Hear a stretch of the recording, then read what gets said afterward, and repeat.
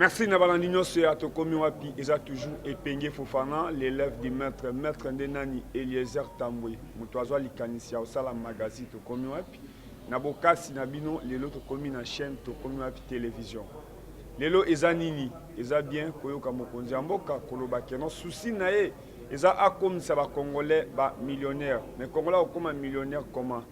Yango na zui likanisi lelo, ya komona Congolais asombaka 2 sacs à ciment à na dépôt na fait du moins fois fouta loyer. Mais oye komi lelo omoni remorque ezoya ko visiter ba chantier ezo proposer ateka ciment. Congolais asombaka 50 sacs à loso à na dépôt esengeli ateka sac moko moko. Mais à comment lelo ekomi na bato musu bazoya ko proposer ba association ba somba loso. Yango esengeli ngai atake molobeli. Namoni ba maman, namoni ba papa, mais oiza grand plateau. Maman ekoki ba kolomo na ba telemisi moi na bango, bato esengeli ba défendre ba congolais bazali. Lelo bino mo bokoyoka mituna epenge Fofana na plateau. Na kobanda d'abord moko na moko à se présenter poto yeba ndenge baza awa baza banani. Epenge Fofana, journaliste ya Tokomi Wapi. Papa na ngambote. Nalingi oloba mwa makasi atake mobali, ulati kazaka oyo pona lokumu ya ko défendre le peuple congolais. Kombo Kombo langa ezali ndeko Justin Mopolo, nazali président sectionnaire ya Asopek Ngalema. Merci papa na ngai kombo. Président ya Asopek Laurent Kalala. Merci. Papa nanga ngota la caméra ngana ebio même moto azolanda wa ebio. Merci beaucoup monsieur le journaliste. Ngana zali président Tutu Mutunda, président national ya UDCC, Union pour le développement des commerçants congolais. Merci papa nangai. Moi c'est Clément Kazadi, vice-président il y a syndicat Union pour le développement des commerçants congolais dont le président Tutu est le président national. Merci. Oui. Vous savez, syndicat au Zako Sala. Vous savez, d'abord, vous savez, syndicat au Sala, c'est pour amener d'abord notre peuple, parce que vous savez, le syndicat, c'est pour défendre l'intérêt Yabat. Vous savez, vous avez menuisier, vous avez des difficultés, vous avez pas passé. Il faut qu'il y ait quand même une organisation pour défendre vos intérêts. Nous, en tant que commerçants, nous nous sommes organisés pour défendre cette catégorie dans laquelle nous évoluons en matière nous sommes des commerçants. Tout le monde qui est tout ça là, tout le monde qui est tout ça là, Moussala, Baoy Bazoya, Bapaya Bazoya, un jour, 2 jours, aïe Maboko Pamba Boyna, Kamasa qui a mouké la Maboko, après, à combien de bongo belé, à Bato, à Zonso, à Mapam, qui se trouve par locataire. Mais nous-mêmes ici, les Magamozo Tambolate. Mais qu'est-ce qui se passe? Est-ce que parce que ça a maillé l'été? On a compris que non. Les Congolais ont maillé le belé. Mais il y a un système où il y a vendre les bisois. Qu'est-ce qui se passe? Patoua n'a pas yé. L'administration n'a pas sangani pour nous casser. Par loi, ils ont protégé. Biso na mosalo tozo sala ya ba commerçant. Par loi, ils ont banyatango na makolo na ba. Et comme bawo bazo ya wana basali bloc bazo somba bilok bazo futa ba importer au moins peut-être place ya refuta impôt to sangani boyata 50 personnes ata 100 personnes tozo futa pas gumo. Tandis que Congolais, il faut chaque Congolais, il faut futa pas, il faut futa pas, il faut futa pas. Bango bazo so bilok wana à des prix de prix assez. Biso ba Congolais to komi, ceux komi na marché, porter que loko boyo, o zoko tegete, bango baza na exclusivité. Biloko bazo fabriquer te, biloko exclusivité, nani motozo pesa bato na exclusivité na mboka na biso.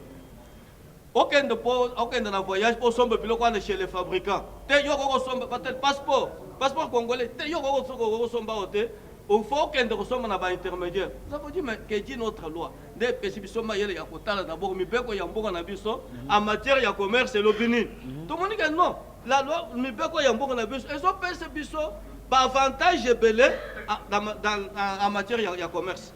Mais quand bateau boko appliquer ba mi beko wana de belingo sala la côté. Parce que mi beko na biso pèse exclusivité ya ko sala commerce ya détail, na commerce na petit commerce na ba congolais. Mais les lots est commis au sein de Boye, awa bafongoli boutique awa basali étalage même dans nos maisons ici okomona bato bazoya na bamituka bazodefise biloko ya banyongo na bandako. Mais qu'est-ce qui se passe na mboka na biso? Yango tomoni que non, on a crié, on a parlé. Yambaloyo, nde tomoni Eliezer Ntambwe, le député était avec nous en 2011. Donc, on ne pas marcher na primature, on était avec lui. Maintenant qu'il est député, non, il faut na tombo le mongongo nanga Paul Kamboyo et Yoka. Et maintenant, comme il y a le chef de l'État qui veut aussi qui veut que les lois soient respectées, parce qu'il y a un état de droit respecté.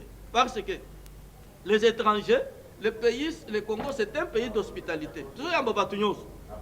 Mais de la même manière que na bango comme pays, biso pe to sa ba mibego na bango, to lingi bango pe to se mibego ya mboka na biso quand ils viennent ici au Congo.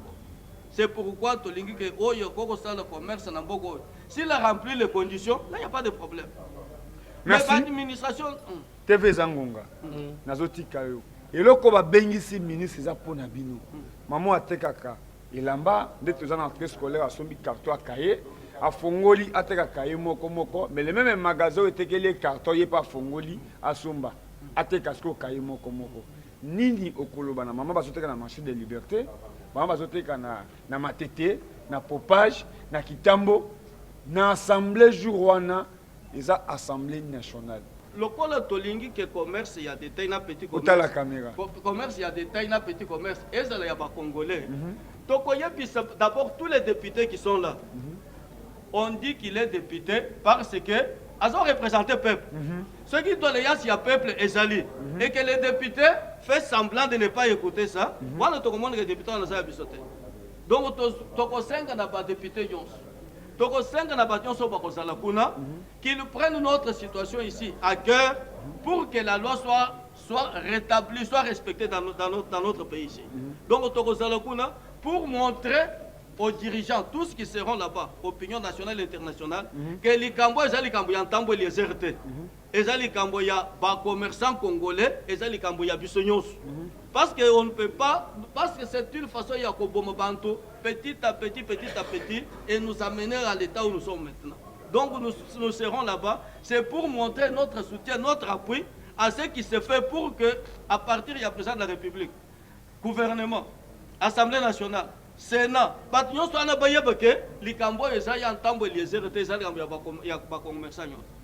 merci, président. Ngota la caméra. Yo attaqué président, représenté à vendeur du Congo. Occasion angoyo. Bonyo komitsu qui a pembe ibimi. Na pesio manu. Bimi sanyo soza na pesio merci. Merci mingi d'abord. Pour la opportunité oyo bopesi biso. Owuti koloba awa. Mboka oyo ezaki na bakansebu. Mboka oyo ezaki na balusakivana. Mboka oyo ezaki na ba congolais o bazosala musala wana importation. Période na bango wana to banda kosomba saki ya loso na $11 50 kilos. Carton ya mpio oyo ezaki $20 quelque. Bandeko wana nyonso ba congolais nyonso wana babotola bango monopole wana ya commerce epa ya babaya. Vice-président Utikolo ba awa. Comment voulez-vous que mopaya aye na mboka na biso? Au lieu que biso totekela ye biloko banda koteka, ya komisi ko la loi na commerce. Tokomi ko kende ko sombe epai na ye. Soki osombi eloko po oteka ye alandi pembeni yo zali wana tie magasin na ye. Abandi ko bundisa yo kaka prix wana tekeli yo aye ko teka pembeni na yo. Siko yo ko sala siko ndengini. Yango wana zo mona ba congolais ebele ba tomber en faillite. Lelo oyo tala batu wana zo mona ba étranger. Bazali ko sala musala wana mutu moko akoko document ya l'état akomika kombo na ye. Bande kona ye nyonso o baye bazuika kombo wana ye sikonde azofuta document wana état congolais aza kozwele kwata moko te trésor public zéro ba commerçant congolais anéanti yango wana ozomona lelo tozana isengo mingi pona député national Eliezer Ntambwe lokola alobi po aye soutenir pe biso ba commerçant congolais po ete tobimisa liloba oyo bayokela biso esali biso esengo mingi.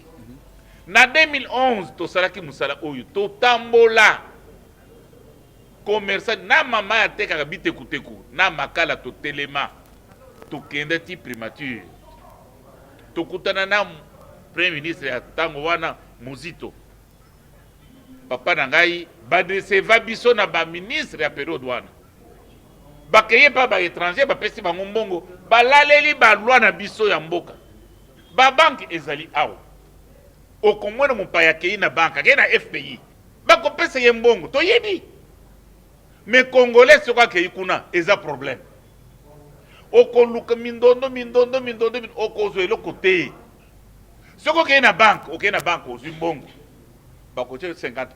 Ozwi $10,000 faut zongisa 16,000. Faut zongisa 15,000. Mbongo wana kutozozwa kaka lelo lobi obandi kozongisa mbongo. Au travailler nanu te. Soko ozongisi te babotoli lupango. Combien de commerçants congolais babotola bango lupango? Combien de commerçants congolais ba piquer crise? Bakufa ko na babanko ezali awa. Bele bene ba AVC. Oui. Alors makambo nyonso wana yango wana toye lelo. Pona ko dénoncer yango. Gouvernement na biso à protéger les commerçants congolais que nous sommes. Pour nini et loko nyonso tozo sala siko toyeba ke toza na protection ya bakonzi ya mboka. To sepeli mingi tango président mboka lobaki ke bazo sala ba congolais ba millionnaire. Oui. Mais c'est quoi partout azoloba. Mais c'est quoi ba kotika la ba millionnaire ndenge nini? Il faut qu'on tale siko ba loi na bango. Hein? Baza la protéger. Ateka eloko asombe eloko na libanda aya na ateka.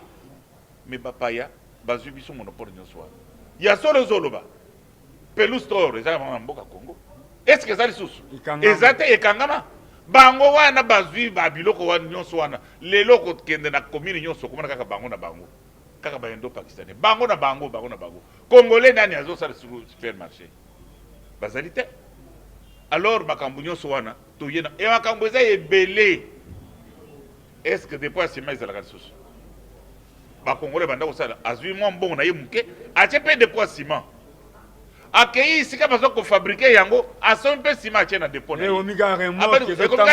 ye na esika baza kote siko congolais akosala siko nini remorque wana ba masanga oyo ezotambola oyo yokanisi eza masanga ba camion wana eza ya bralema ou bien pra Congo non ezali balibane na baindien nde bakolo ba camion wana ebongo ndenge nini tokokoloba bongo congolais akosoma camion te akende pe kosoma sanga na bralima ou bien na bra Congo aya kuteka non eza ndenge wana te yango wana toza koloba yete lelo eza lelo periode wana babanda ko décevoir biso mais sikoyo lokola état de droit ezali mokonzi ya mboka pe aza kote na biso alobi état de droit na sala ba congolais ba millionnaire a protéger biso jour wana na assemblée ata ozoteka lipa ata ozoteka nguba koteka te mokolo wana ezala journée fériée biso nyonso na palais du peuple assemblée bongwani penda ba commerçant ezala sikoya ba commerçant ba commerçant alut ata maluku baye awa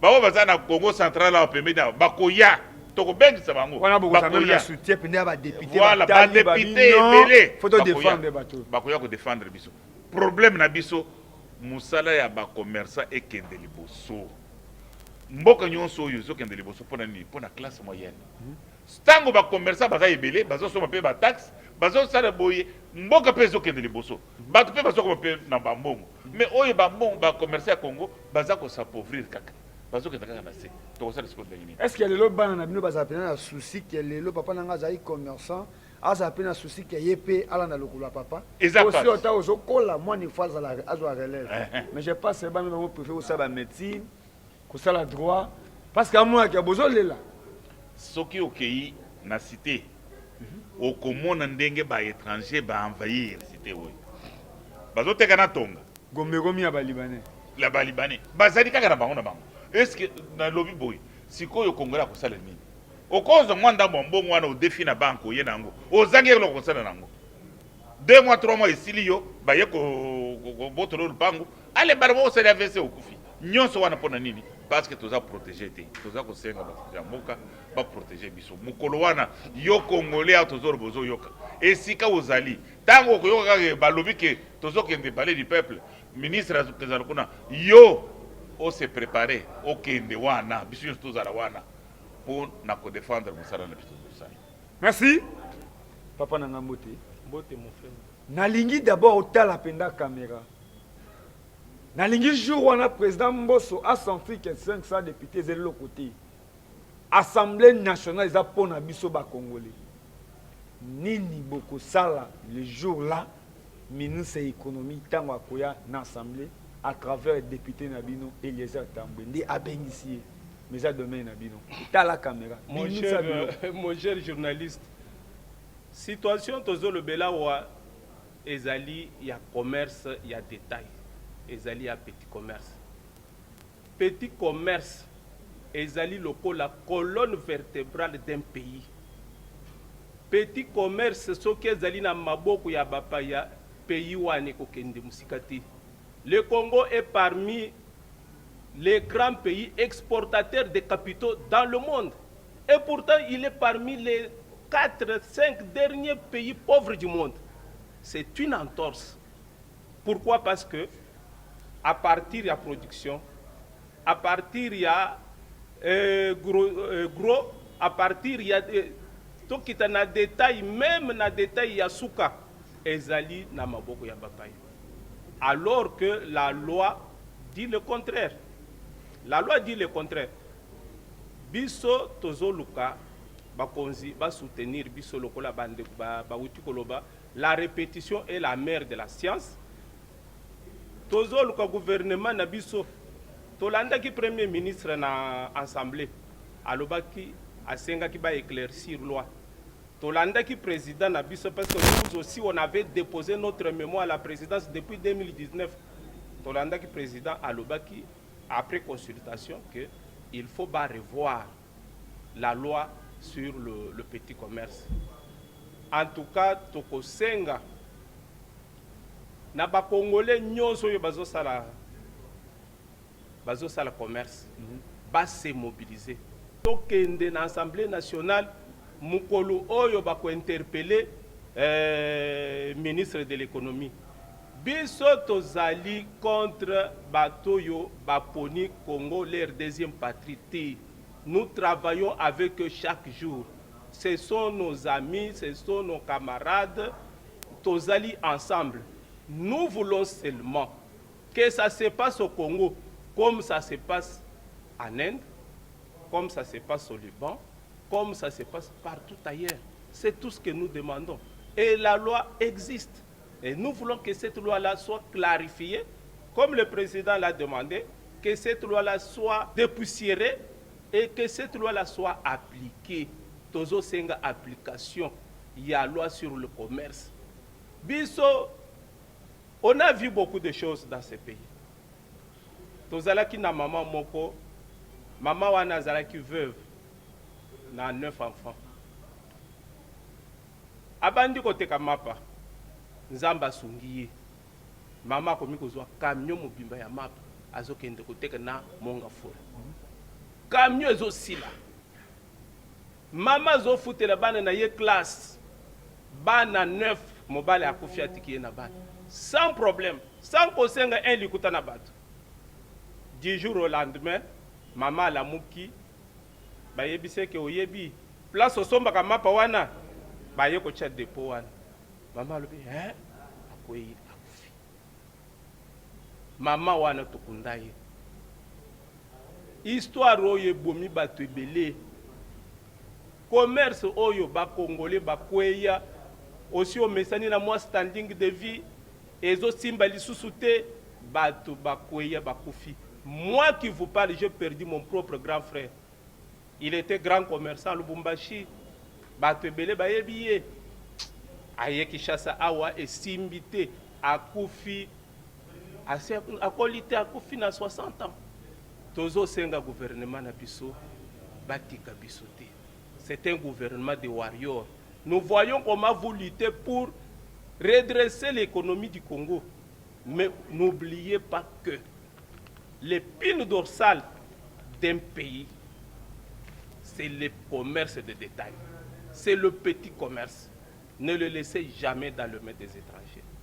Tolingi bango, tokofanda na bango, bakobala bana na biso, biso pe tokobala bango, mabe ezate, mais ba respecter mibeko na biso.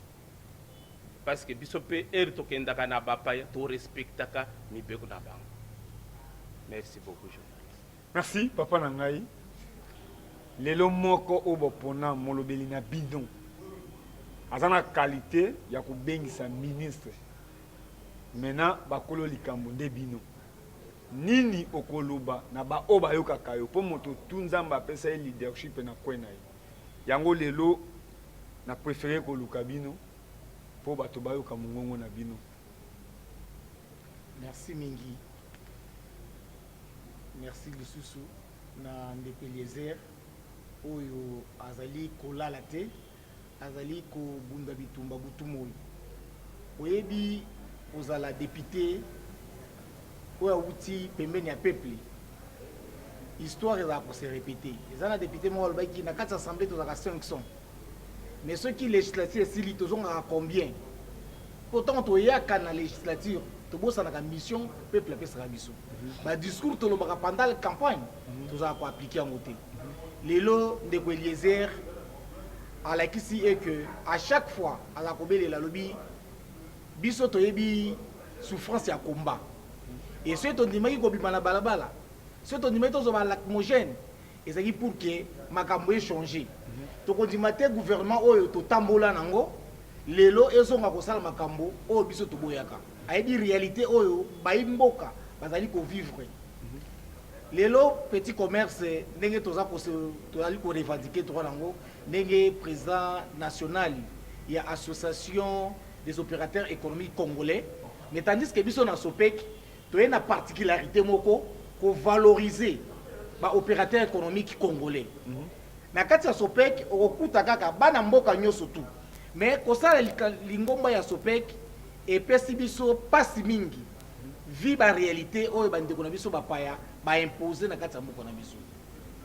Ba prédécesseur na nga bauti koloba na mboka moko te ezalaka mopaya ye na mboka wana akomi mwana mboka abandi kozwa ba droit ya bino nyoso tu esalema nulle part.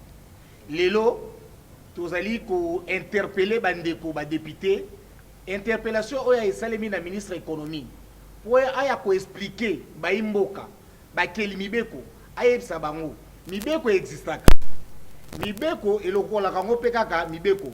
Comment ordonnance loi oyo lobi ke inscription ya petit commerce ezali ya bana mboka baya kolongola on a décret même bango ba législateur décret ya 2013 et pesi priorité ba étranger ba émerger na kati ya petit commerce. Or petit commerce na commerce de détail ezali institué na ordonnance loi. Jamais ba koyi koya ko abolir rango na décret ou bien na arrêté. Biso to senga ba législateur ndenge bazali 500 na kati assemblée ba prouver biso ke baza réellement émanation ya peuple. Tolingi to mona mukolo interpellation ya ministre ezala même différent na événement ezaki arabe parce que mukolo wana 80 millions ya congolais bakozala devant ba télévision et na ville ya Kinshasa plus de 2 millions de congolais bakozala alentour à la site palais du peuple pour na kotala député ni nazali côté ya peuple député ni nazali contre peuple. Toyebi que ba indo-pakistanais bazali pe na ba réseau na bango ba député oyo bakoya koluka contre peuple. Mais biso toza ko benga ba député na biso toyebi que ba ponaki kaya changement ba ponaki ngo pambate ba lakisa nation ba lakisa monde et que baza ba député oyo bazali ko prôner pour na développement ya population pour na développement ya peuple congolais. Toli ke mko la interpellation ya ministre économie étant que membre du gouvernement Wario mais ndeko journaliste même Mukambi ya gouvernement au babengi premier ministre azaki très clair na pilier 35 na ya programme ya gouvernement. Alors ba qui est que application rigoureuse il y a petit commerce na commerce en détail na ba congolais. Mais comment loko ba texte ba sali yango ba élaborer yango na plan gouvernement plus loin même chef de l'état na discours programme na ye balobi parole ya mokonzi etika la loi na discours programme ya mokonzi boko azaki très clair alobi que il faut pas clarifier petit commerce ezala exclusivement pour bana mboka et na kekena na ye akosala bato ba millionnaire akosala bango comment par quelle baguette magique ceux qui lelo bazui commerce à détail bazui petit commerce bape sono bendie. Imaginez moto azali importateur armateur grossiste distributeur akobotekela bato lutu moko ya mayonnaise bato baosepela supermarché mais supermarché aye koampiétiner bamama na biso osala male wana cité bapolisier baye babeti ye double bapandi ya kimi libanais azwi kaka matembele mama wande kotekela bato baolia akotisi yango na kati ya supermarché akomi kotekela bato na lutu ya matembele biso tokoki koaccepte eloko ndenge wana te. Finalement petit commerce eza détruit bana mboka baza détruit malamu bapanza biloko ya bana mboka en complicité na baindo pakistanais na baservice oyo eza mpe censé ya kosécuriser population bango bazali kodétruire bato nyonso baobengana bango eza na profit ya balibanais to baobengana bamama basala malewa te pour que balibanais bakontinue otekela bato malewa ya lutu ya mayonnaise eloko wana vraimen na mboka na biso nulle part esalema nulle part esalema. Alors toza kointerpeller baélu du peuple base souvenir e que mandat ntango esilaka parmi bango majorité bazokonga mpe kosala business soki batie bacadre ya malamu te na business bakozonga kosalaka ndenge nini business ezali domaine oyo ezalaka koengorge bato nyonso tu. Alors bameka kotia bagrande ligne baétranger na mboka na biso toza baraciste te bazala bainvestisseur bazala na zone économique et puis badéfinir bozoya koinvestir na domaine nini. Comment expliquer moto akolongwa Liban alongo New Delhi aye awa po atekela biso baproduit ya Marsavico atekela biso baproduit ya Kulungu atekela biso alimete eza babiloko eza koexiste te nde tozosenga na baélu du peuple toyebi que interpellation oyo tozosenga même pas baétouffe yango tolingi plus vite que possible ministre ya économie azala devant balégislateur a expliqué biso la loi existe pourquoi non applicabilité ya loi tolingi ke a appliquer loi wana na entièreté nango et mukolo wana baélu du peuple bakosentir ke peuple congolais ceux qui va trancher na faveur ya nation na faveur ya population bamona ke tozala bango ensemble mais ceux va trancher contre tokozala mobiliser jusqu'à tozwa gain de cause toyebi ke mukolo wana ezala ba marché ezala na ba quartier ezala partout na Congo mobimba bato boza mobiliser pour nos résultats oyo baélu du peuple bako réserver na interpellation ya ministre économique wana ezalaki ba responsable après awa nazozwa penda ba commerçant après na kati papa na ngai namoni osengi lilo nazosenga liloba oyo mpona koloba mboka na biso oyo biloko ekitaki talu bato bazokende lufu bazoya na biloko awa bazoteka à moins cher ekomaki saki ya loso ezongaki ntina ba $15 ekomaki miliki ekomi moins cher mafuta bido ya mafuta lelo oyo tozomona yango eza 80 000 francs 20 kilos même eyaki ti ba 20 000 francs tala kaka gouvernement oyo eleki ya régime ya kala baministre na bapremier ministre bakei na lufu mpona kokase likambo wana nde nasalaki baétranger balobi bozotika bapopulation bakende kosomi biloko na moins cher biso tokufi mbongo yango oyo bokende bato wana babima siso na biloko te ozomona biloko wana eza biloko ya kala tandis ke ezalaki biloko ya malamu ezokota na ngola na moins cher bakongolais baza kosomba bazoya koteka awa bato bazosepele biloko ekititana mais premier ministre ya ntango wana ye moko ngai nazalaki na lufu na moni ya ye alobi ke biloko ekota lisusu na Kinshasa te batie bataxe makasi po ete bato basomba lisusu biloko na lufu te yango alomoni biloko nyonso ema te tala banani baétranger bazwi bambongo bapesi bango wana baautorité wana ya periode wana bakei kokale biloko elingai matatalu te tala caméra parce que voilà okoloba nini na chef de l'état nazoloba boye chef de l'état gouvernement bo soutenir biso assemblée nationale bolanda lokolo ya ndeko Eliezer oyo ayebi ke bacommerçant congolais baza na pasi bo protéger bacommerçant congolais musala ekende liboso yango wana boyebisi bango bakitisa prix ya Thomson est ce que bakitisi yango baétranger boza na bango wana bazokitisa te baboyi mpo balingi kozwaka mbongo ebele mais soki ezala baétranger e bacongolais eke baza na monopole wana bolinga boloba nono bandeko Bosomi na combien? Tosomi na 10 dollars. Boche paye 2 dollars à bénéfice. Bozwa.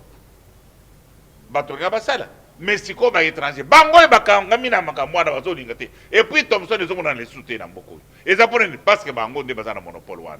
Bo favoriser chef de l'état, favoriser biso ba congolais. Favoriser ba congolais basala musala. O protéger bango. Loi o isa ko protéger bango. O ezala sikoyo pratiquer ya solo. Okomona makambo nyonso oyo ekozala malamu ba congolais ba kosepela. Merci. Nous sommes dans une émission à dévoiler. Mouto a comme représentant de commerçant et ça mouto a outil na commerce. Présentation papa na ko banda kuna kombo kombo nangai Chiteya Lutumba Pierre. Osala gani Naza commerçant na marché à Liberté. Toteka ka blog à ba boutique. Mais mingi to sera ka blog à Louf. Merci. Papa nangai naza Daniel Mbaya Malamba. Naza commerçant dans le secteur il y a du verre et la diversité commerciale et consommable aussi il y a informatique. Naza na Gombe. Merci. Namoni maman nanga mama kombo. Kombo nangai mama Clarette et Congo Iseka. Mama olobi makasi te. Maman Nalingi na mama ba yoka yo penda. Clarette et Congo Iseka. Merci papa. Ngai nazali papa Joseph Chilomboji Kenji. Merci. Tant nazotanga ba kasebu nazotanga ba pelistor. Lelo bozo souffrir na nini na domaine na bino. Otomoni ba président na bino bazo telema petit commerce. Bato balingi ba sentir petit commerce c'est ça nini. Na lingota la caméra. Bozo souffrir na nini. Merci beaucoup monsieur le journaliste. Vraiment tout ça na esengo makasi ya pour se retrouver lelo na sima ya ndeko Elezer mwana kolo lupango ngana mesaka na linga ko benga ebongo parce que aza moko ya ba député azosala fierté ya biso ba congolais bandeko na ye lelo toza na pasi ndenge bakonzi na biso bazokamba biso na association bauti koloba na bandeko difficulté makasi toza nango lelo tozo se retrouver te moyen attaque ko foutre la bana classe ezali sous-souté. Pourquoi?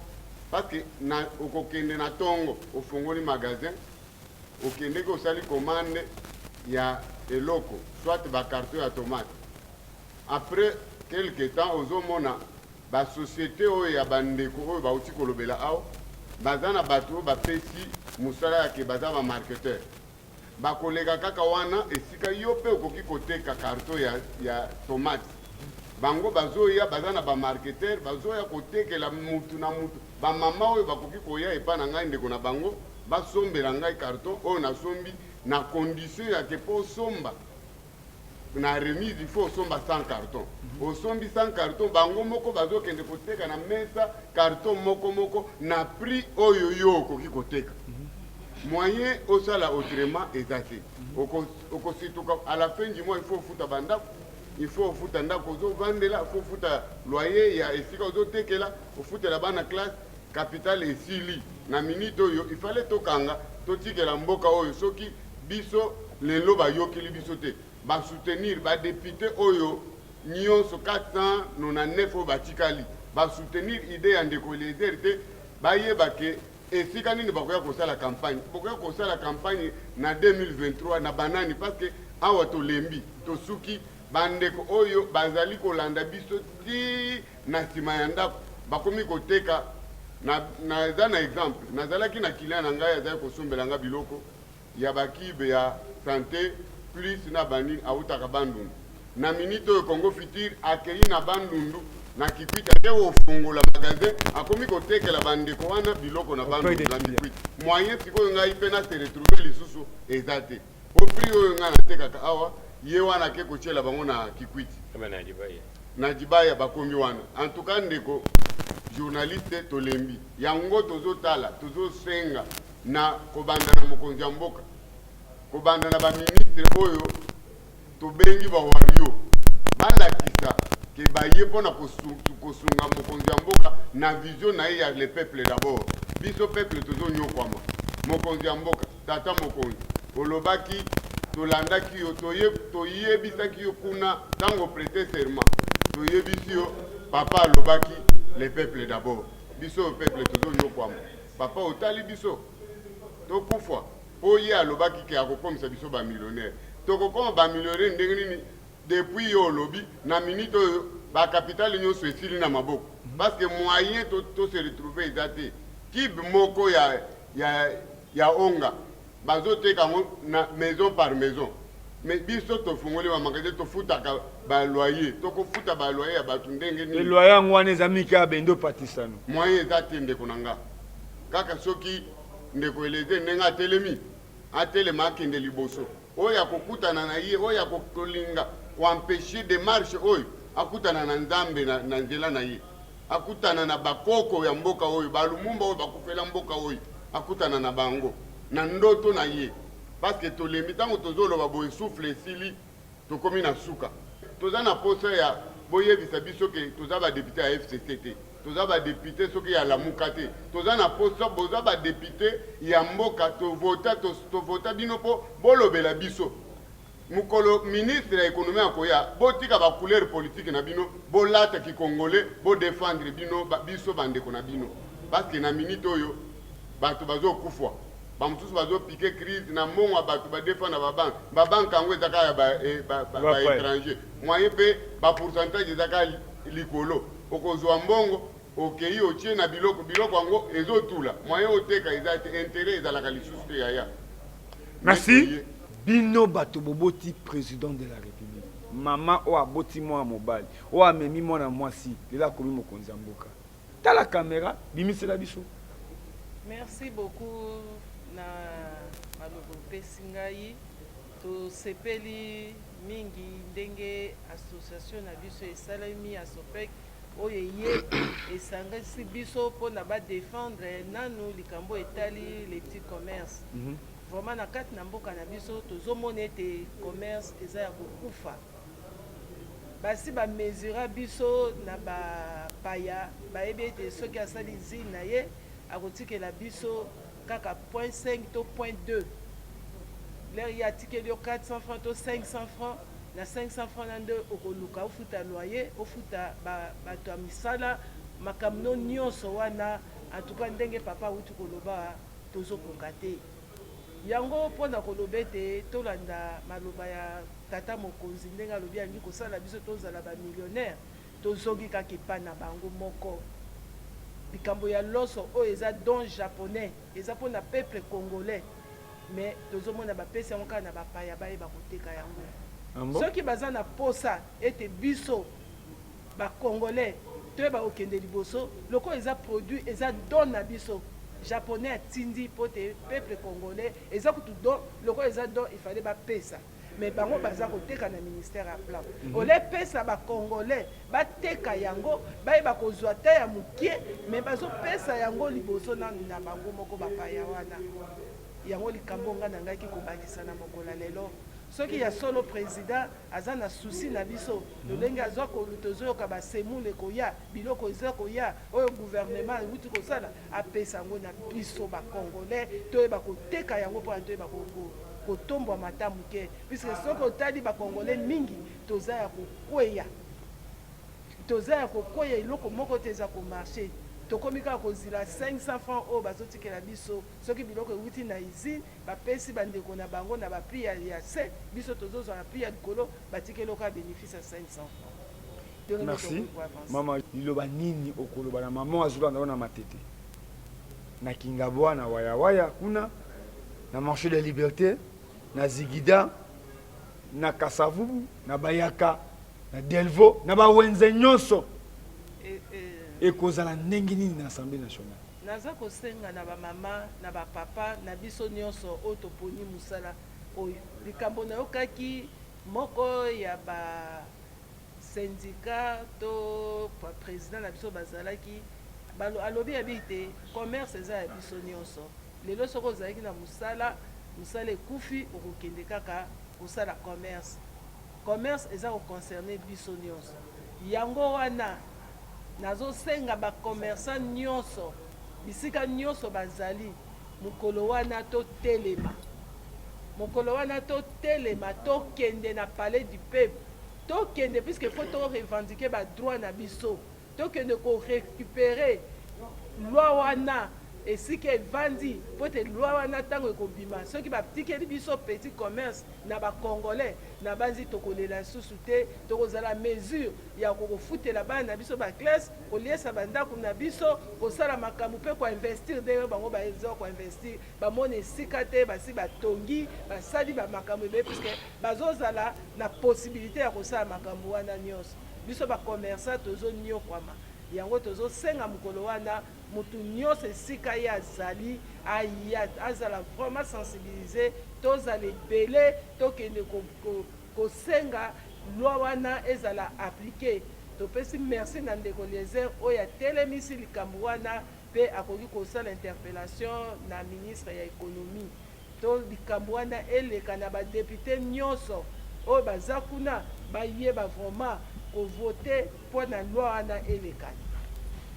Merci. Tomona baji baloso na prix moko normal biloko wana ebungi kaka boye. D'abord na ndenge nalobaki liboso naza président mpe ya Sopec commune ya Gombe. Na question outi kotuna nga biloko wana ebandaki kokota ezosunga bandeko na biso mingi bamama bazokende bandeko na biso mibali bazokende bazosomba babiloko wana baye awa.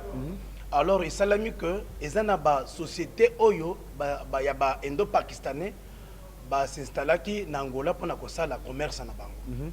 Alors ere baye koconstater que bacongolais bango moko babandaki mpe kokende place biloko eza moins cher par rapport ya talo bakomi kokotisa bamarchandise wana ndenge olobi bampex baenge wana lokola baza na connaissance ngambo wana epuis eza lokola magasin na bango moko nde bacongolais bakenda kosomba mopanzi wana ya Angola baoya baexpatrie oyo baza baindo-pakistanais bapesi ordre ke biloko boye ekota lisusu na RDC te biloko wana eza exclusivité na biso moto mosusu akoteka yango te kaka indien nde akoteka kaka expatrié nde akoteka produit wana. Alors eye kosalema ke soki osali voyage na lufu na nzela bakokutani na baagent oyo bakonzi na biso basoli na bango na baétranger wana mpo basurveillaka bamituka oyo ezokita na Kinshasa soki bakuti pampex oyo bango basi bapesi kombo na ministère soki ya commerce bakanga yango epuis babotolo yango batumba. Tozaki mpe lisusu awa na miliki moko bandeko na biso kaka ndenge Kongola azaka courage andingaka toujours kose débrouiller miliki oyo bazobenga na kombo ya bondia bamiliki wana ebandaki kokota ezo bato bazosomba mwa prix ya se bondia oui. Alors eye kosalema ke kaka baindo-pakistanais lisusu bake basali bakopere na bakonzi na biso basali yango lisusu babotoli biso marché wana tellement ke baimporte lo wana ya marchandise wana ya bondia ebele bateki nano na zandu batekeli biso na zandu tosombi tosoki tosombi esili bazwi mpe bandeko na biso ya basi ya mike des fois na kati wana baza na balicencié baza na bagradué bana na biso totangisi baklasse baye na bango na par exemple nakangaki indien moko na rond-point Wileri natunaki ye yo oye na camion ya miliki awa mais il y a pas longtemps otekeli biso miliki oyo na zandu awa sikoyo na rond-point oye kosala nini awa non papa limbisa nazosala minute muke nazokende mais pas plus tard que hier namoni mutuka wana ye na bana bandeko na biso ya basi bana na biso ya basi bakitisi bango wana mwana na mwana bakabeli carton moko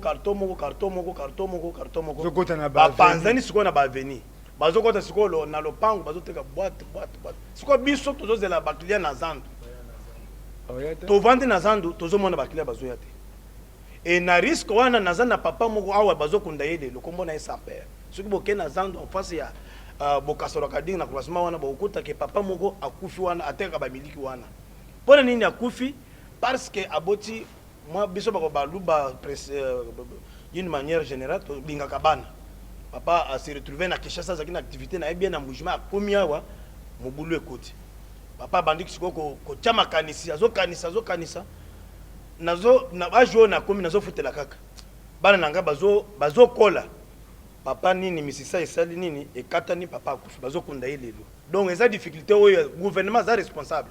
Des fois il est complice de notre disparition, je peux dire cela. Mais je me souviens toujours, la répétition est la mère de la science. Son Excellence Félix Antoine Tshisekedi Tshilombo. Je pense que c'était à Londres. À l'Obaki na biso boye na message na ye que na kosala ba Congolais ba millionnaires. Mais on a compté déjà 3 ans déjà ici leki. Ah tous a souffrir. Tous en assistance au moko nazo mituna ngamoko présentement. Naza ta centenaire te. Si comme millionnaire yo ko lobaki ki okosala biso to ko comme colonie. To ko comme colonie parce que toza na 24 mois des autres kala par rapport ya mandat na yo. To ko mango mo colonie mais c'est le président tozo comme. Toza posta na soutien na yo. Yonde tata na biso. Soki le Congolais akufi akomi ko panza na mboka mobimba. Tala na nere oye tozui moi poids. Passeport na biso ekomi na motuya.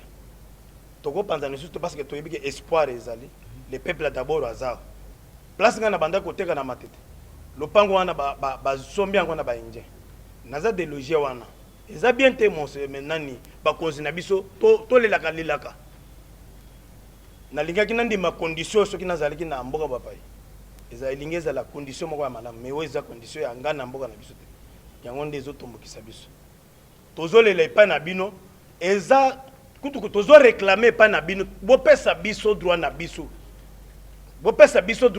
ou petit commerce o bino moko boba na législature ba législateur a sali pour être petit commerce et revenir na biso ba national ezala lisusu toki tokai kosomba marchandise na Dubai bazonyoko la biso soki toye na mboka na biso moko batu oyo bazaka na Dubai wana ce sont toujours les indo-pakistanais ils nous maltraitent là-bas. Toye lisusu na mboka na biso tokuti bango kaka bango moko wana baza lisusu awa na tuuti kota la pièce moko ya exécuteur na magasin ya indien eza 4800 cartons otekela ba congolais na 4900 francs libanda congolais azoteka 5000 azozwa kaka 100 francs fois 24 2400 francs nde yango tokofutela banda ko tozofutela o tokosala nini yango nde tosepeli mingi na courage oyo ba doyer bazwa te oyo ba expert ba ancien bazwa te oyo stagiaire ndeko Eliezer a récupérer atangi ayoki kolela na biso bato ebele babwakisa biso tolobaka toujours député moko te yamba biso ye ayambi biso lokola lobakaki mabele ya Congo nde lopango ya papa na ye yango nde ayambi kolela na biso amemi yango na Assemblée nationale alingi nano ayoka na monoko ya ministre na biso ya économie ke makambo loi oyo ya bandeko nanga bazo réclamer ya koteka ya biloko ya ndambu ekozala d'application mokolo nini tokozala wana et puis tokozala ebele tokose mobiliser tokoya ebele parce que jour wana na kolinga soki occasion ya kokufa mokolo ngo tokufa ba historien bakoma eza droit na biso tozo réclamer yango de la même manière que l'héros national avait réclamé l'indépendance yango nde biso pe tozo réclamer toza posa na yango tokokota na mokolo wana ba oyo bakozala na bomo bakomona yango. Merci beaucoup. Merci papa na ngai yo moto zosukisa tala caméra ou expliquer biso. OK. Merci beaucoup, merci journaliste. Maladi otozanango eza ya petit commerce. Par exemple, le Cambo papa ou Tikoroba ya Louf. Bantwana tang ba na miliki net ba commerçant so Angola. Miliki na bangwa na bafutela ka mikanda tout, mikanda nyo sezalaka. Bon, so que biso toye to sombi par exemple 10 cartons ya Nido ou bien 10 cartons ya Bondia, Kizola. O komi ba lobby wo eza prohibé. Oh. Ah, c'est-à-dire ba peki si moto somba te. Mais gouvernement a pesi bango nini biloko ane leki na douane, ba futi mikanda nyonso ya douane, biso ba petit commerce, tozo ya poto somba biloko wana. Ba lobby ke biloko wana pexami somba. Tango bazo lekisa ina douane. Ezo leka na douane. Mais soki biso to sombi, ba tieli biso barrière mo ba benga ngango mobile. soki bakuti na 10 carton ya mili bien 2 carton mais 3 carton il faut mutuka na yo na bino wana ezonga ti na douane bako décharger biloko na yo wana po baconfisque yango par exemple neti bantu ya bra Congo bayebisi bapesi gouvernement mbongo gouvernement alobi yixele eleka te ekomi prohibé bon oui soki teke kosomba yo petit peuple petit peuple ekomi o eza prohibé après ça soki bakangi xl bakangi yo na miliki bakozongisa osusu te babotoli sibi c'est-à-dire nga naza victime 3 fois babotola nga xl toi liboso babotolo combien babotola nga à peu près 500 cadet ya nini ya net na mbongo eza equivalent yo esala kaka 12.5 fois 500 vous comprendre eke pamba batumbi yango na preuve ezaka soki okeke na douane bakolakisa yo baliste moto abotoli yo rwandais te ougandais te angolais pe congolais moko mpe l'état oyo aza na qualité ya koprotege oui osombi miliki na suka bakoloba o président azosala eloko oui carton ya miliki wana à l'époque c'était 41 dollars 42 43 44 bakanga yango na bantu ya mobile bakongole wana benga bango soki ba-anti-fraude c'est-à-dire ekomi fraude eloko bazoteka na wenze yo okei kosomba yango ekomi kuna ekomi fraude après ça ntango bozoleka na mobile bakangi fo bazongisa bino na douane bokomi na baboto po récupérer miliki wana soki carton ezalaki na 45 dollars il faut ofuta 90 dollars na carton moko ozali na 20 carton esalaka 90 dollars fois 20 carton 1800 o mbongo yo osombeli te ezaka bongo. Merci. Merci. Merci na jeunesse à Sankuru. Oba sali banderole pona epenge Fofana pona musala. Merci.